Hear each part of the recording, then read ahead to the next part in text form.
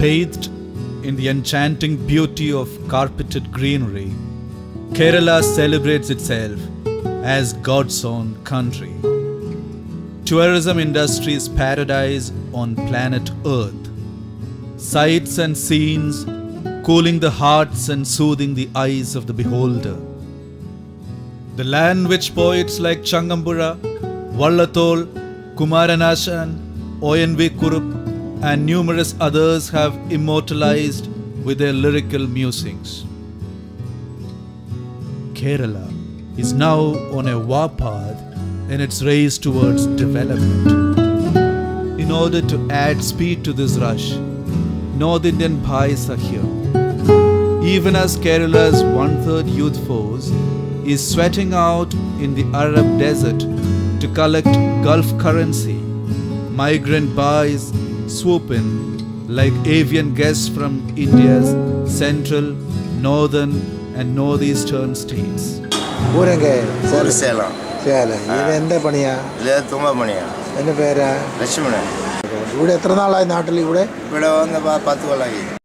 The reasons that drive them from their huts and homes are varied. Unemployment, alienation from land and resources, communal atrocities, natural calamities, scarcity of resources, development-induced displacement and the like. Take the case of Januma and family. They became victims of the infamous Kandamal communal havoc in Odisha in October 2008. With their home and property reduced to ashes, their only option was to flee, and they landed in Kerala for refuge. On the labour front in Kerala, there has been a considerable shift in the last 10 years.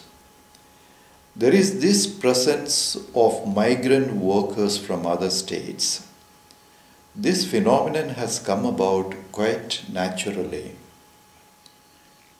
We know that about 40 lakh Malayalis have moved out of the state in search of work in other states. Hence, it is natural that there is a vacuum in the labour market. Just as Malayalis are attracted to the Gulf and European countries, so too people from Bengal, Bihar, Orissa, Jharkhand and Andhra are drawn to Kerala for work. Long-distance train travel in crowded compartments is a harrowing experience for bhais. Such trips to this dreamland are not without pain and strain. Once in Kerala, their life takes different twists and turns. In the wee hours of the morning, you see them trickling in at street junctions. Soon the trickle becomes a crowd. That is where they become a commercial commodity in the labour market. They are not here in this palm-fringed paradise with a tourist concern. Rather, theirs is a survival instinct that propels them to Kerala only to be picked up by middlemen and employers' henchmen with a one-sided bargain. Quarries and crushers are ever ready to swallow them. Plantations and business centers absorb them. Hotels and households invite them. Bhais are ready to sweat out anywhere and everywhere. Today's Kerala cannot do without these bhais. Rubber tapping might take a holiday without them. They are there as table cleaners. They repair our roads so that we may enjoy a smooth ride. They precariously perch themselves on our rooftops. Paddy transplantation and harvesting operations beckon them. In a word, in their absence, our comfort and commerce may take a downward slide. Even for our entertainment, we look up to them. Last Onam celebrations at Trichy saw the Bengali bhais performing leopard dance on the street. But, unfortunately, for want of a bulging stomach, no boy could play the role of Kerala's ancient king Maveli. In our rush, we brush past many a face without paying any attention. Here is Sultan Ali from Assam. Weaving dreams in his heart, this youngster landed a job in Kerala. He signed in for a monthly pay of rupees 8,000 as a table cleaner. For a continuous stretch of 12 hours, Ali is on his feet with this pushcart. Within a span of 8 months, he has developed cramps in his leg and spends sleepless nights. Quite often, boys have to cope with unhealthy accommodation. But in spite of their use value, boys may be considered a thorn in the flesh by some Keralites. In the name of pollution and contamination in the locality, they are driven out even with the help of police.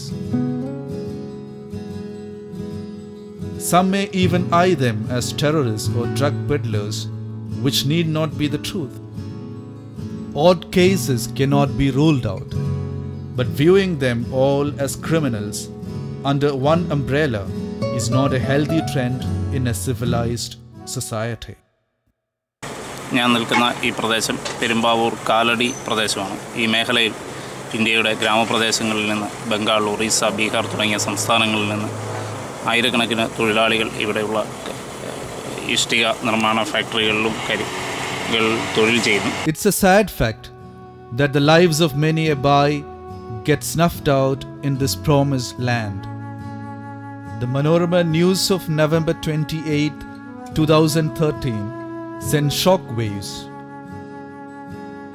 Among the dead bodies brought to Kerala's hospitals for post-mortem, at least 50 bodies a month belong to boys.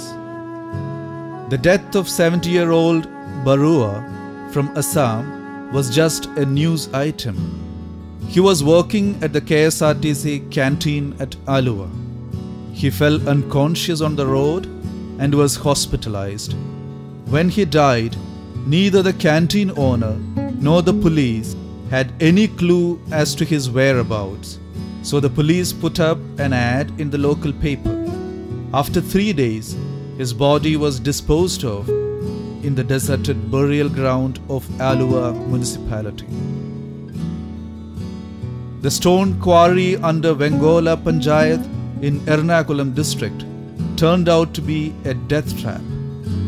This illegal quarry, with its tall cliff and a carved out belly, looks menacingly at everyone.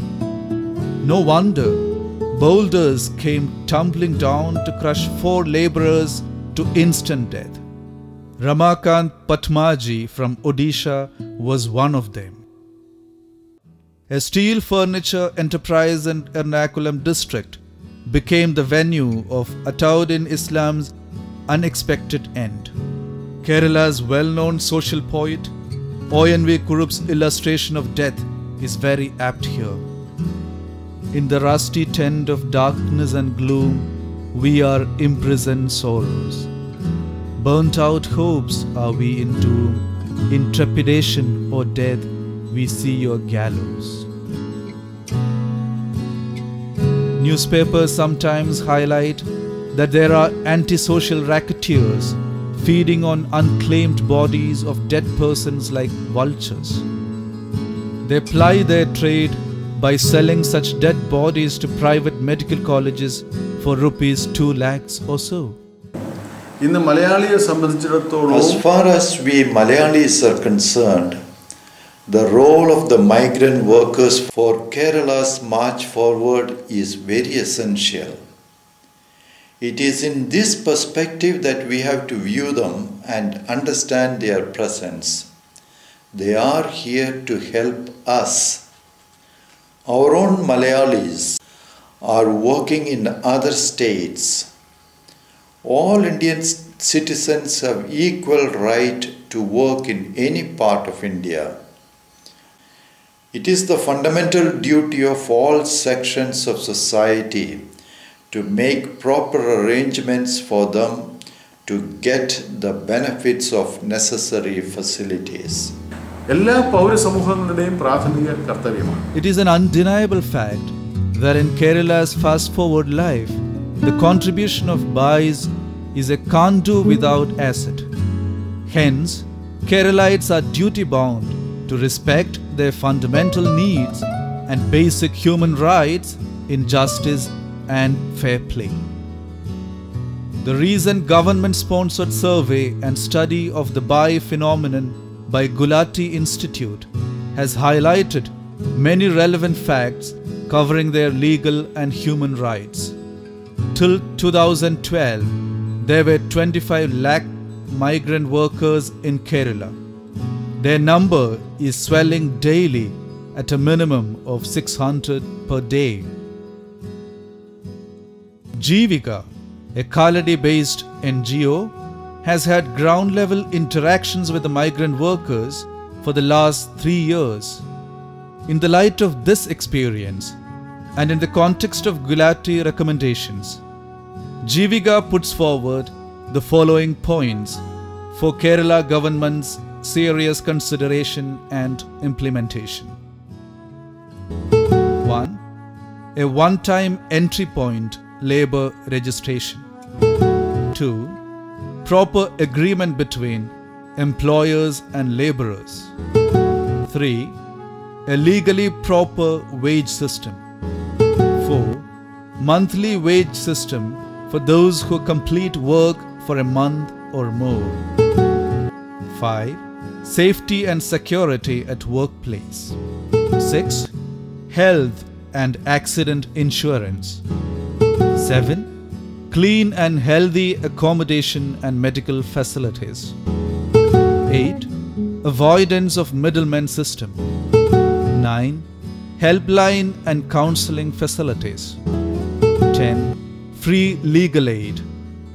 11. Food security benefits under Food Security Act. 12. Voting rights to registered adult workers.